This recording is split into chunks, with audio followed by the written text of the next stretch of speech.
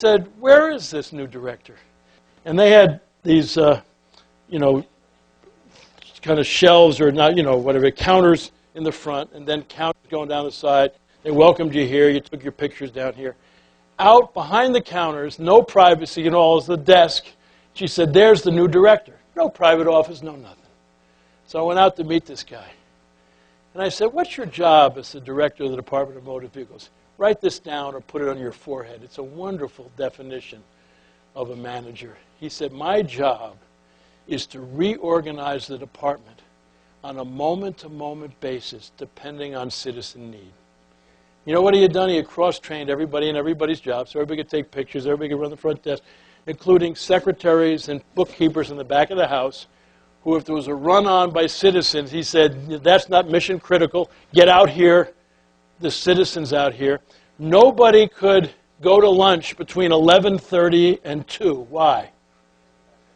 That's when the citizens are free, see?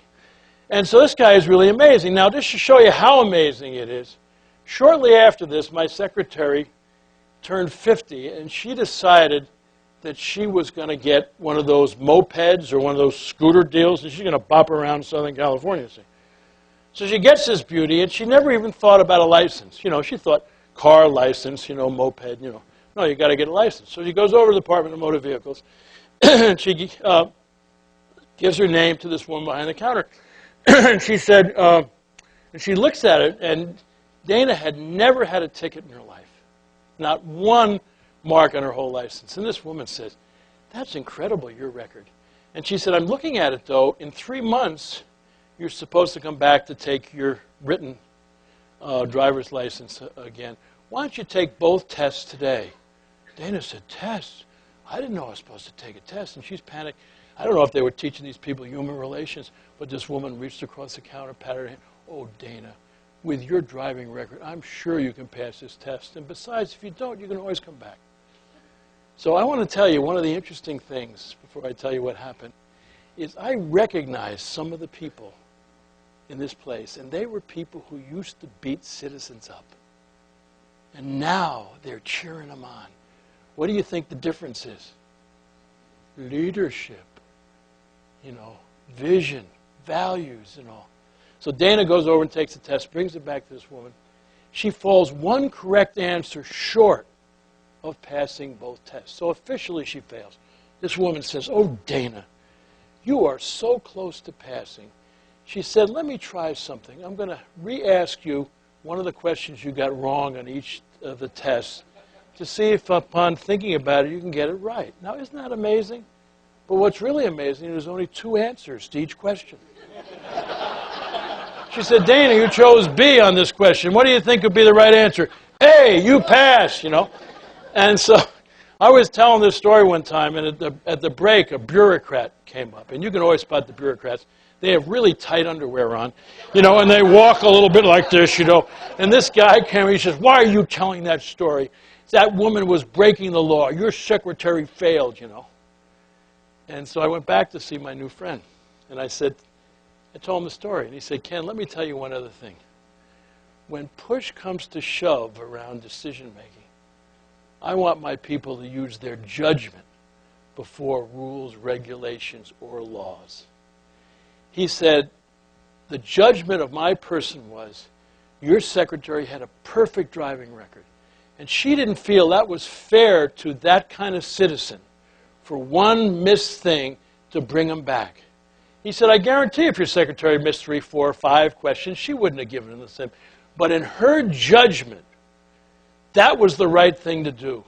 And he said, I would defend her decision with my job. Would you like to work for a guy like that?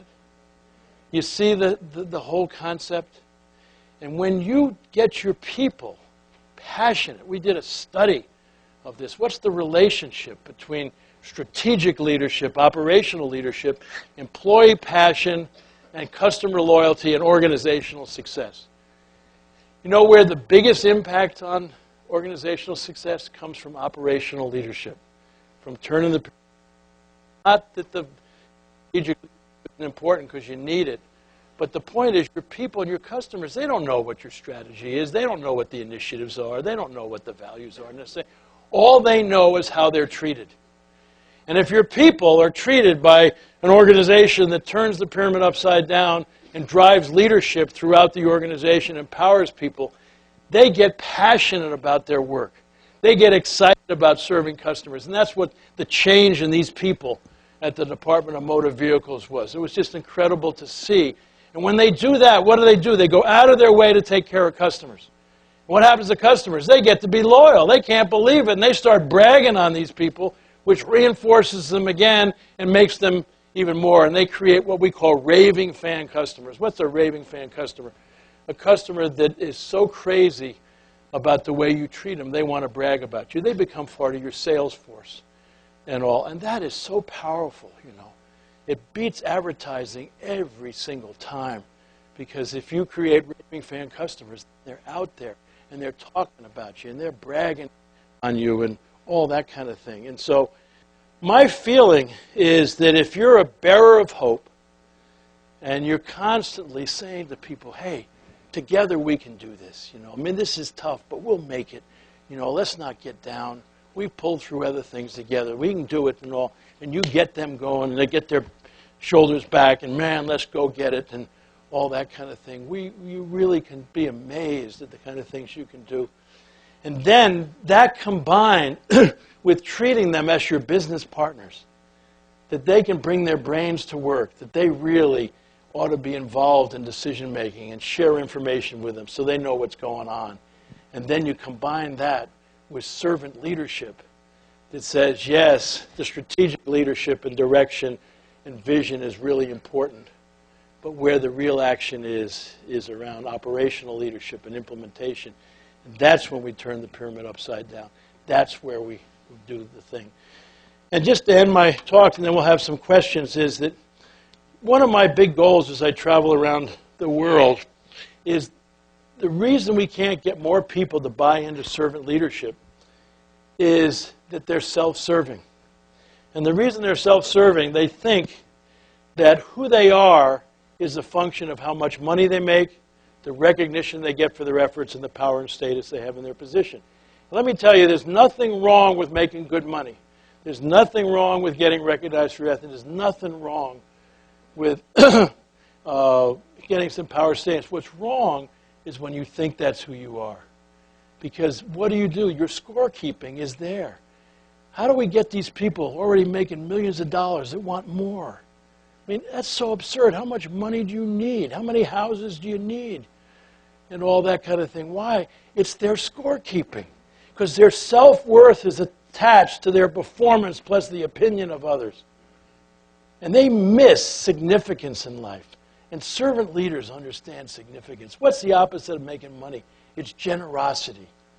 When we're talking about generosity, what are we talking about? We're talking about not only your generosity of your treasure, your money, but we're talking about your time, your talent, and I like to add a fourth, your touch, reaching out to people. What's the opposite of recognition? I think it's service. You know, how can I help? Is there anything I can do? And then what's the opposite of power and status? It's loving relationships. John Ortberg, who's a great pastor and friend, just came out with a wonderful book you ought to get called At the End of the Game, It All Goes Back in the Box. And it's a story about John and his grandmother when he was young. She was a vicious Monopoly player. Any of you ever play Monopoly? He said when she played Monopoly, she acted like she was the illegitimate child of an affair between Donald Trump and Martha Stewart, you know.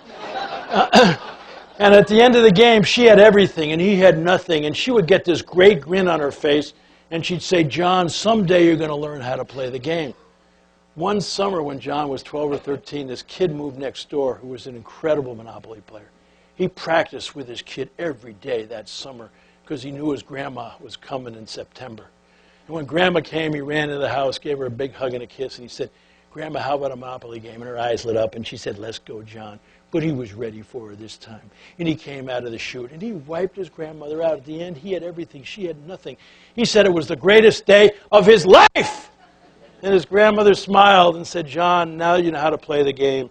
Let me teach you a lesson about life. It all goes back in the box. He said, what? Everything you bought, everything you accumulated, all goes back in the box. And people don't get it, that you can push and shove in life for money. You can push and shove for recognition and power.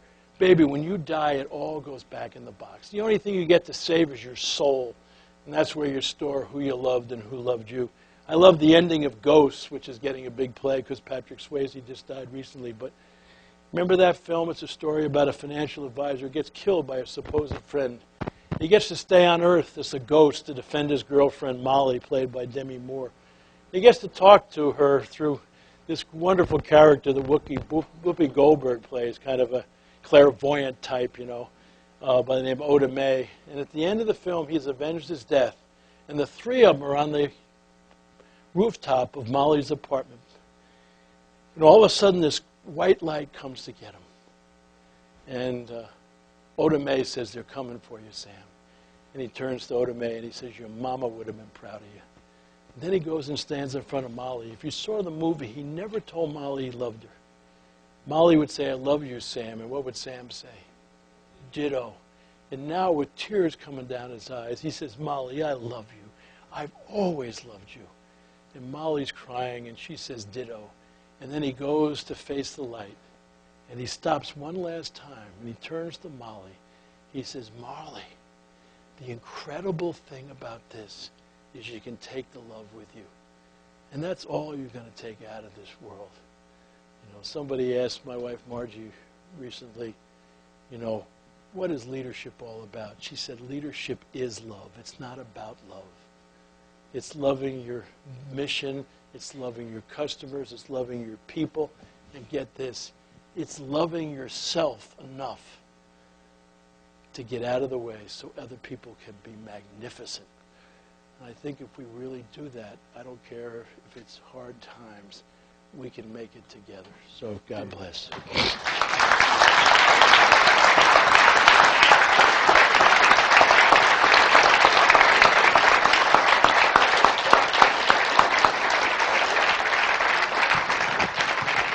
Well, I think we can all now understand why Ken has sold 18 million books. We need a little bit more love in this world. You persuaded me of everything, Ken, except why there's not more love to go around. Why aren't more people inspired by the manager at the Registry of Motor Vehicles or Southwest Airlines? Why Southwest the exception? Why is it so extraordinary that your secretary was treated like a human being and encouraged to succeed? Well, one of the things I've found is that the biggest addiction in the world is the human ego, which stands for edging God out, and somehow thinking you're the center of the universe. And we edge God out in two ways. One is false pride, where we think more of ourselves than we should. We come from a more than philosophy, and we're pushing and shoving for credit. And the other is fear or self-doubt, when you think less of yourself. You're coming from a less than thing, and now what you're doing is you're protecting yourself.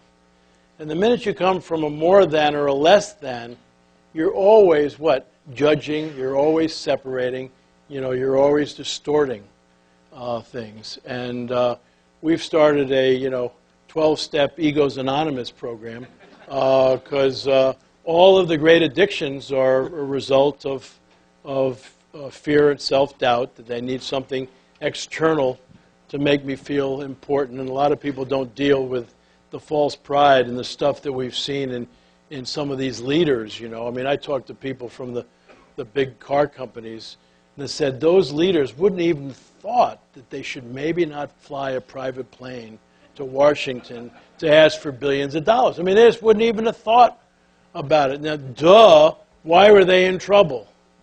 And so I think that's the biggest thing. And what we need to do is to recognize that our ego does get to us. You'd love these meetings. We have people stand up behind a... Yeah, my name's Ira.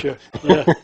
And, first they can volunteer because, you can't force somebody to be in an AA meeting. And we say if your ego's never gotten in your way, and either false pride where you felt badly because somebody forgot what you did, or you have self-doubt, you're afraid to give feedback because what will happen to you, you can leave. Nobody's left. And then we stand up and see, "Hi, Ira." What would we say? "Hi, Ira." And then you have to say, "I'm an egomaniac," and share the last time his ego got in the way. And it's a really powerful thing, because that's the thing that this kills us, is we somehow put ourselves in the center of the universe. The antidote for false pride is humility, and Jim Collins talked about it in Good to Great. People with humility don't think less of themselves; they just think about themselves less. And the false pride, the antidote for self-doubt and fear is unconditional love. How many of you have kids? How many of you love your kids? How many of you only love your kids if they're successful, if they are good athletes or good students, No, you love your kids unconditionally. What if you accepted that unconditional love for yourself? What if you realized God didn't make any junk and you could not perform well enough or be thought well enough to get any more love? You got all the love there are. You'd maybe look at the world a little differently rather than keeping score on your performance plus the opinion of others. Who'd like to ask the next question, please? Or comment? Yep. Great. Yeah, I think we can probably hear you.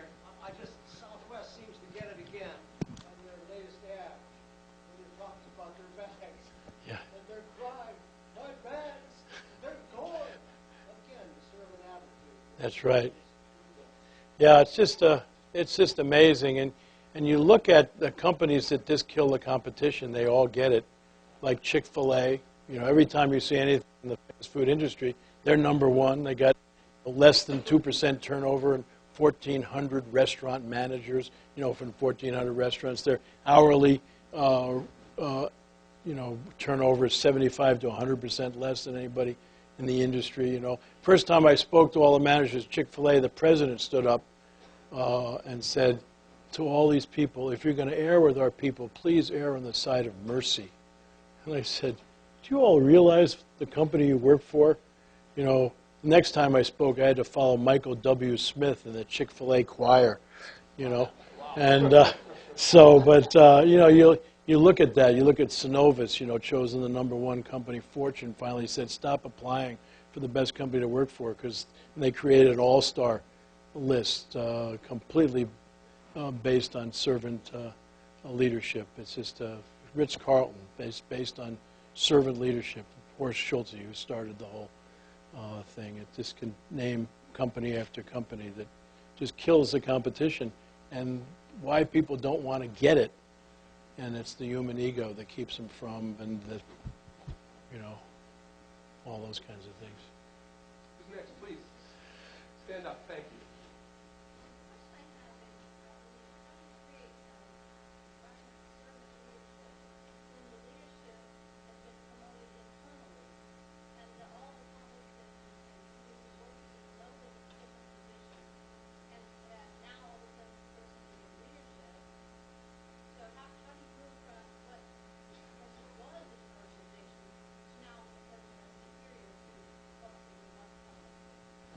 Well, I wrote a book called The 1 Minute Apology.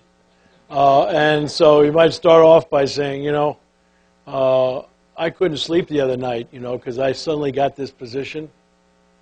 And I was just thinking about, what I could do differently that could make a difference. And I want to apologize for anybody that I might have, led in a different way. But this is where we're going. And people ask me, how do you turn a self-serving leader into a servant leader? There's only 3 ways I know. One is a near-death experience. That's very helpful. People almost die. They look at the world very differently. Second is a spiritual awakening, and I've seen that happen to people. And the third is a significant role model.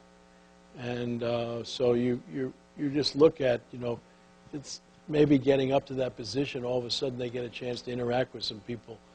And start to look at best practices and start to realize maybe there's a better way to do this and all. But so often leaders don't want to act like they're vulnerable, like they maybe made mistakes in the past and all. I think that that's one of the ways to build your image and your people, because they all know that you're not perfect. And the quicker you admit it, the better. And I think that's, and yet you just don't get anybody who wants to do that, They all want to cover up. I wrote the 1 Minute Apology after the whole Clinton thing, with Monica Lewinsky. If he had just gotten up in front of the country and said, can you imagine what a jerk I am? here's the President of the United States carrying on in the Oval Office. I apologize. I just, hope that somehow you'll be able to forgive me. The whole country would have said, all right, Billy, stop it. And we would have gone on, we could have run the country rather than sitting around there trying to prove something, good apology is probably one of the best things you can learn. Mr. Blanchard, your 3 routes to teaching how to be a servant leader suggests to me to be a little cantankerous at this point. There's not very much of a role for business schools, for B schools. That's not a part of the curriculum, I don't think. So how do you see the role of business schools, management schools? I tell you that I was including them, and I appreciate you bringing that up in the role model. I want to tell you, one of the biggest thrills I have, my title is I'm the Chief Spiritual Officer in our company. I leave a morning message for everybody in our company, and I do 3 things. First, I tell them who to pray for, because people tell me who's hurting and all that kind of thing. Then I praise people, and then I leave them. And one of the most powerful things, when all those Harvard MBAs signed that code of ethics, and I wanted to say, wow, now we're starting to cook, And I think that if business schools really started to teach servant leadership as the only way to lead, and it's not soft management, it's the only way to do it, and they don't have to go with the faith-based stuff. You can go with Greenleaf stuff or other people. I think we can really make a difference, and I'm really optimistic. We're involved in 2 master's degree programs, one at the University of San Diego, and it's a Master of Science in Executive Leadership, and then at Grand Canyon University we have an Executive MBA. And what we do is we intersperse the program with the basic business acronyms that you normally get in an MBA program.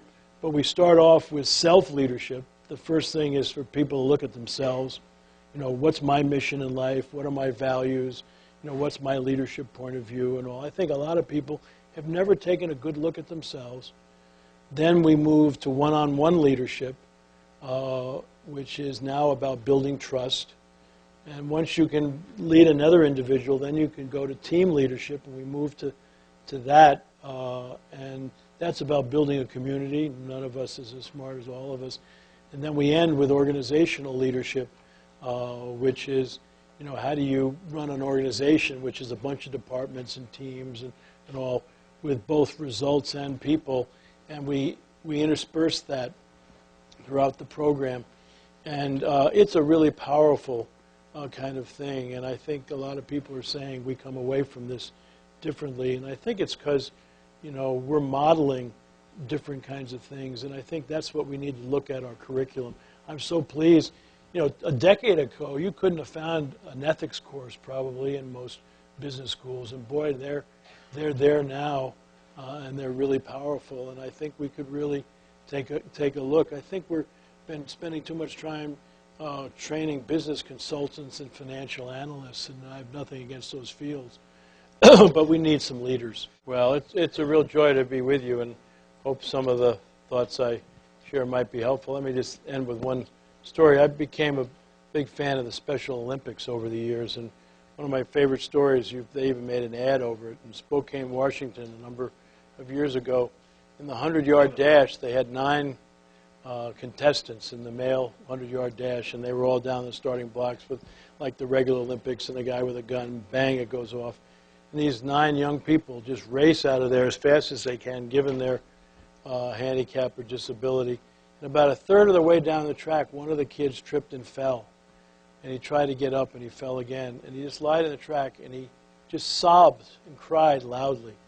2 of his opponents heard him crying and stopped where they were and turned around and headed back towards him. The other 6 people raced for the gold. And these 2 young people helped this young guy up, and the 3 of them held hands and walked across the finish line together.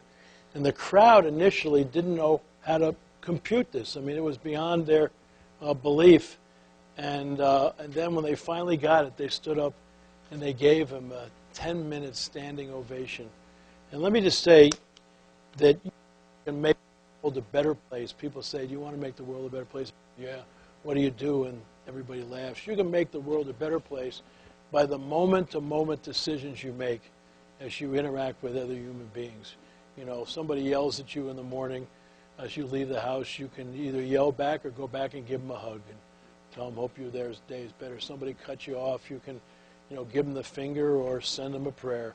You know, you got all kinds of choices on that, and the choice is always is, am I going to come from a servant heart or a self-serving heart? Are you here to serve or be served? And I think that's what I'd like.